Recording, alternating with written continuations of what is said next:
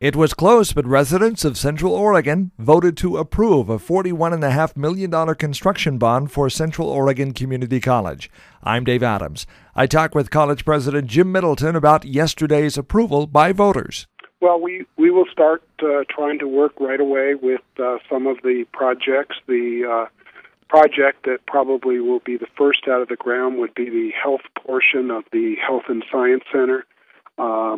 And then start working with the local communities to move as quickly as we can, but also balance that with making sure that we get the facilities really right to serve the local needs. So as we work on the technology center, we'll need to work with the business community, with economic development from Redmond and economic development for Central Oregon. Sit down and plan out what are the most important things for us to put into the building. So it's not merely just the college deciding about those programs, but we really want the business community to drive those.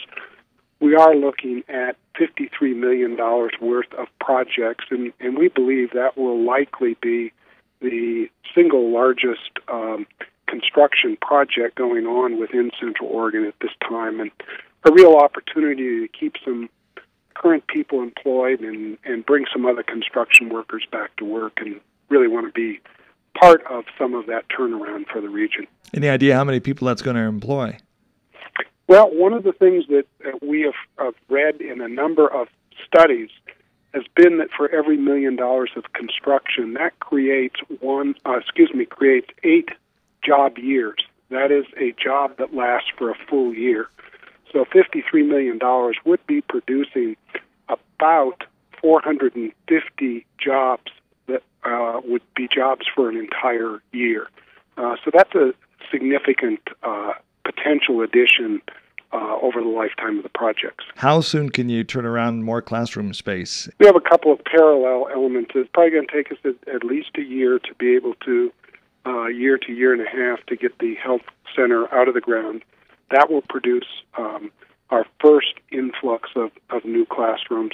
We also received out of the legislature this year $1.2 million for the addition of 6 classrooms, and we will be looking at adding those additional 6 classrooms, hopefully getting a good portion of those in place for the fall. Are you surprised at the numbers that you're seeing come in? Well, I'm pleased to see that it was a fairly high turnout for an off-year election with only one item on the ballot. It does show that people were engaged. Whether they voted yes or no, they participated in the process and really helped make a decision about the future rather than it being a very small minority decision. So we think it truly does represent a broad involvement of community decision-making. And though it is close, we think it's a real opportunity to move forward and make a transformational difference over decades, really, as we look at the potential impact from these projects. What message do you have to folks of Central Oregon? Of course, there's a down economy right now. Times are tight for people, yet they step forward and open their wallets. Well, we're really humbled and honored by that support, and we truly do respect the challenge that many people are facing right now. But I think what's so wonderful about Central Oregon is the community really is at the heart of Central Oregon, and COCC is the community college, and we see ourselves deeply entwined with the community. And this is a good example of community just supporting the college, and we understand that we have an obligation to return that support and create new opportunity for citizens in the region. Now, reaction from students.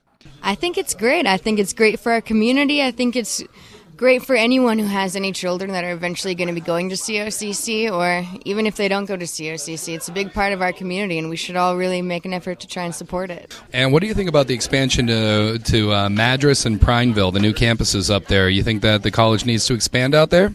I think they definitely do, yeah. So many students have to drive an hour or more to get to school and back, and it's crazy. And, with the winters around here, it's dangerous too, so that it's important for them to be able to get to the campus without driving an hour each way. Reaction from yesterday's voter approval of a construction bond for COCC.